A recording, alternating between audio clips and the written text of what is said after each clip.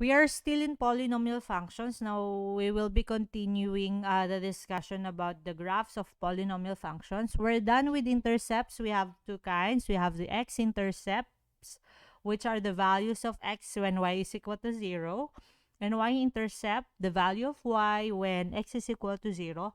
We're also done in discussing how to obtain other points using the intercepts. And with those ideas, we will be using them to further discuss how to graph a polynomial function. Now, let's talk about the behavior of the graph of a polynomial function relative to x-axis. We will be discussing this further using activity number 7. What is the destiny of my behavior of page 112 of your learner's material. You can access it online. I sent you the digital copy. And some of you can access this in the book that you have. So let's continue. Given the polynomial function y is equal to quantity x plus 4 times quantity x plus 2 times quantity x minus 1 times quantity x minus 3, complete the table and answer the questions that follow. So let's look at the table. So here's the table.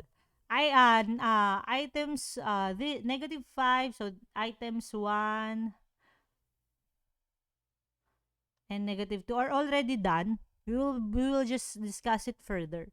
So in case you encounter this kind of problem, first things first, look at the function. Okay? So this is the function. So we have y. Let me rewrite it. So the function, the given function is y is equal to quantity x plus 4 times quantity x plus 2 times quantity x minus 1 times quantity x minus 3. Now, observe the given polynomial function. Is it in standard form or factored form? So, the given function is in its factored form. So, that means if it is in factored form, you can easily identify the x-intercepts, correct? So, let's identify the x-intercepts. So, x-intercepts, move natin konti. X-intercepts. Again, x-intercepts are values of x when y is equal to 0. So, kung naka-factored form na siya, diretso mo na lang. So, this is x plus 4 is equal to 0 and 4, positive 4 to the other side. So, it will become negative 4. So, x is negative 4. Tama? Or if you want, if this is positive, make it negative. So, negative 4. If this is positive, make it negative as well. So, negative 2. If this is negative, make it positive. So, that is positive 1. And this is negative 3. So, make it positive 3. Okay? So, now we're done with the x-intercepts. Okay?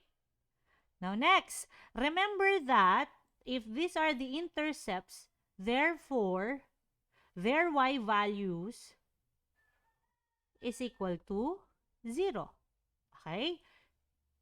Now, as for the y-intercept, you just simply equate x to 0. So, when x is equal to 0, you can easily identify the y-intercept. So, let's solve. So, y-intercept when x is equal to 0. If this is 0, we have positive 4.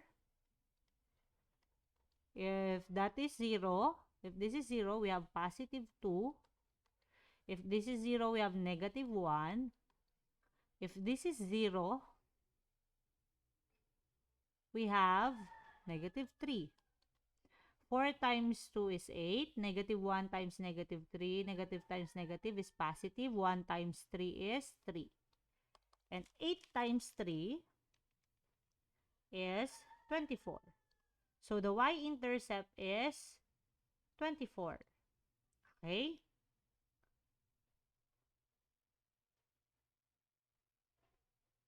Now, let's look at the table.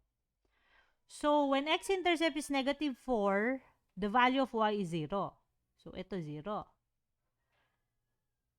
Okay? If x is equal to negative 2, then the value of y is 0. So that is 0, correct. Next, if the value of x is 1, positive 1, then the value of y is 0.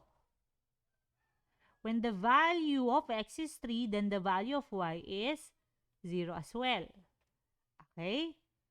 Now next, when y is equal to 24, the value of x is 0. Okay?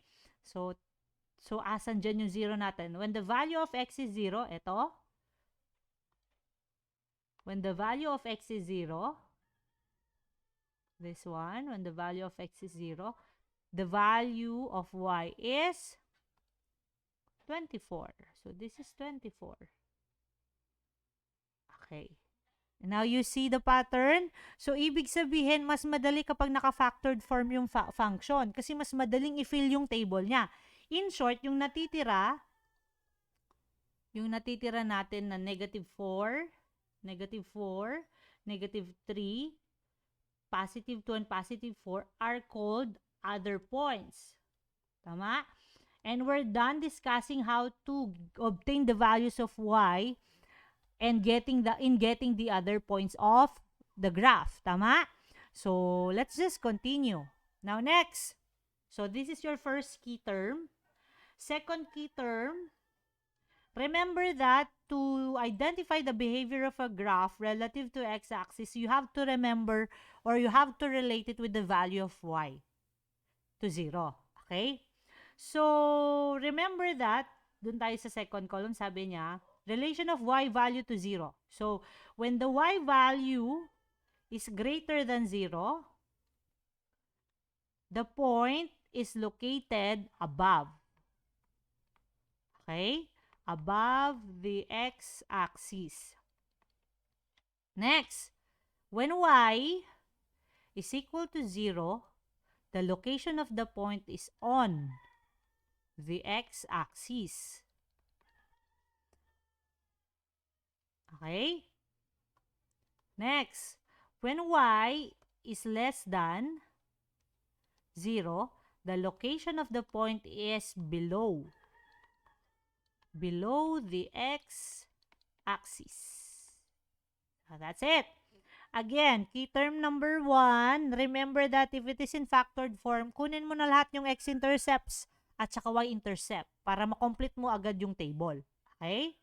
Pag nakuha mo yung x-intercept at y-intercept, dun ka na pumunta dun sa third column, paano mo malalaman ang location ng iyong graph. Okay? Pag ang y mo is greater than 0, mas malaki kaysa ang y value mo ay mas malaki kaysa sa 0, yung point mo nasa taas ng x-axis. It is located above the x-axis. Okay? When your y value is equal to 0, the location of the point is on the x-axis.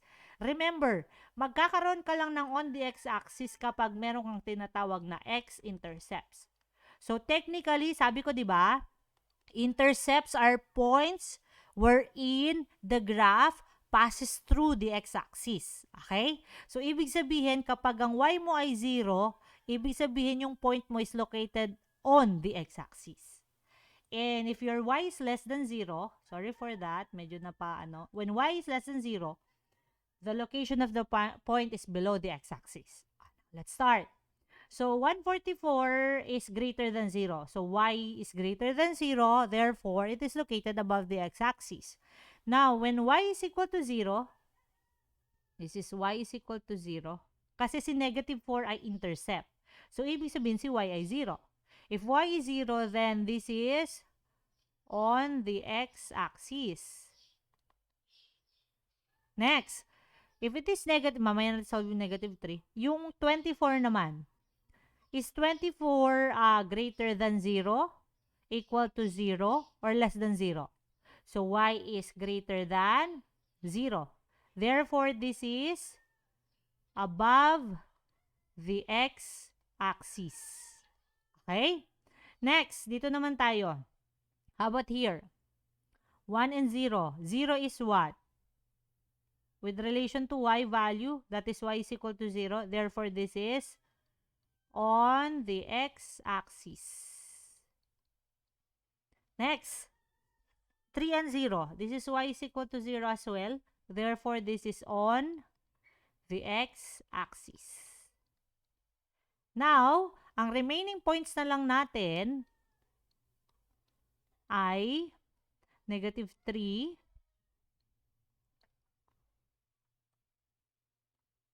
negative 3, positive 2, and positive 4. Tingnan nyo kung paano natin napakonte yung sinosolve natin dahil sa idea ng intercept. So, yun ang ibig kong sabihin. Ano? Pag alam mo na yung idea ng intercept, madali na yung susunod na topic. Okay? Now, ang last na lang natin natatrabahuin ay hanapin kung saan nakapwesto ang mga points na ito. At kung ano ba yung y value nila, kung greater ba sa 0, equal ba sa 0, or less than 0, at kung ano ang y value na yon. Okay? So, let's continue. Y is equal to quantity x plus 4 times quantity x plus 2 times quantity x minus 1 times quantity x minus 3. So, just simply substitute the values of x when x is equal to negative 3. So, lahat ng x, papalitan mo lang ng negative 3. So, x dito magiging negative 3 plus 4. Tapos, ito magiging negative 3 plus 2. And then, we have negative 3 minus 1. Tapos, negative 3 minus 3. Okay? Negative 3 plus 4 is positive 1. Negative 3 plus 2 is negative 1. Negative 3 minus 1 is negative 4. Negative 3 minus 3 is negative 6. Okay? Positive 1 times negative 1 is negative 1. Negative times negative is positive. 4 times 6 is 24. Negative times positive is negative. 1 times 24 is 24. Therefore, y is equal to negative 24.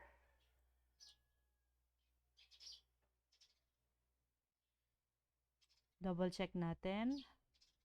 Positive 1, negative 1, negative 4, negative 6. Okay.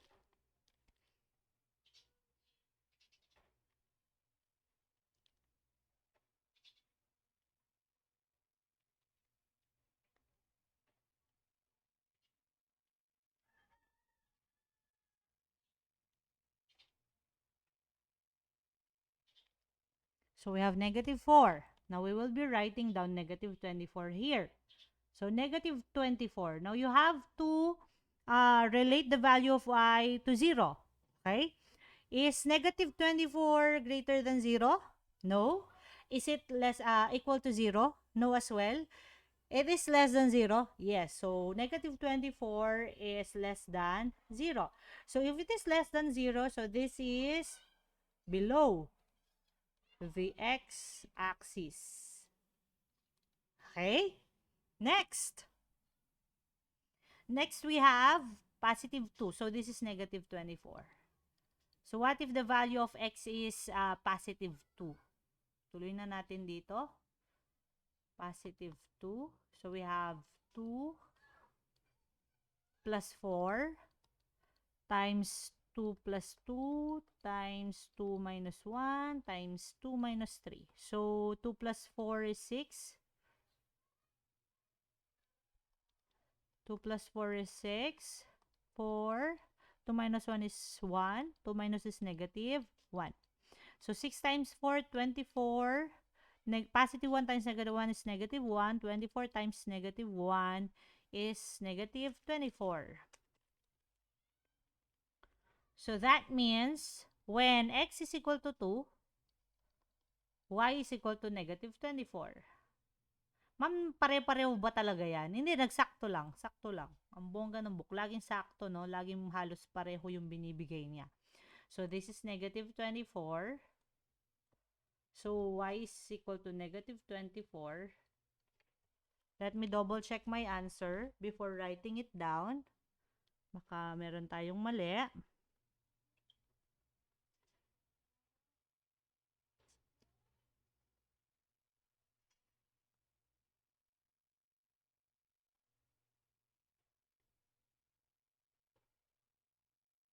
Okay, tama tayo.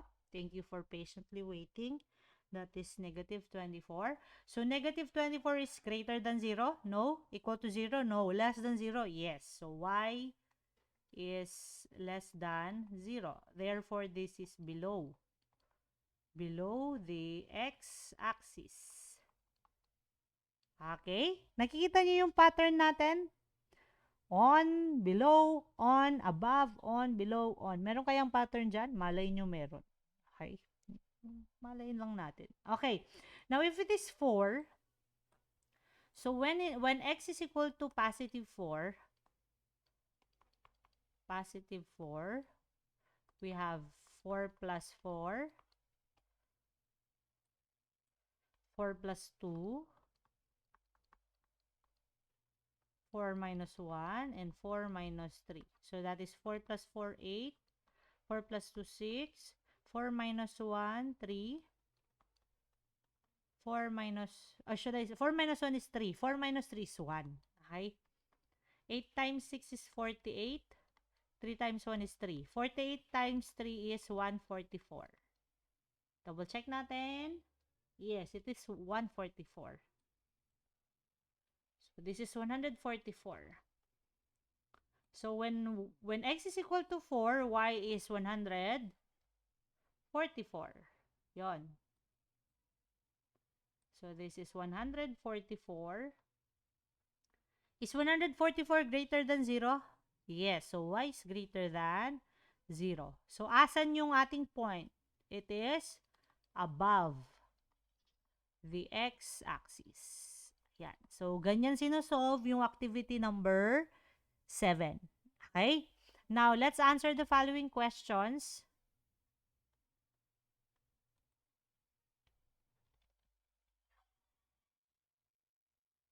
Ay, sorry. So, question number 1. At what point or points does the graph pass through the x-axis?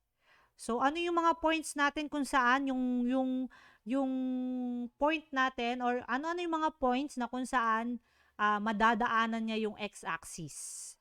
Ano yung mga points na yon? Yun yung mga intercepts natin, okay? So, what are those points? If we have y is equal to x plus 4, quantity times x plus 2 times quantity x minus 1 times quantity x minus 3. So, ano yung mga yon? This is negative 4 and 0. This is negative 2 and 0. We have negative 1 and 0. And should I say positive 1 and 0? And we have positive 3 and 0. So, ano yung mga points na kung saan dadaan siya sa mismong x-axis? So, we have the points negative 4, 0, negative 2, 0, positive 1, 0, and positive 3 and 0. So, ibig sabihin yung graph natin dadaan dyan. Okay? Next, paano naman daw kapag ang value ng x natin is less than negative 4? What are the values that are less than negative 4? We have negative 5, negative 6, negative 7. Dun sa sinolve natin, yung value na kung saan less than siya sa negative 4 ay negative 5. Tama?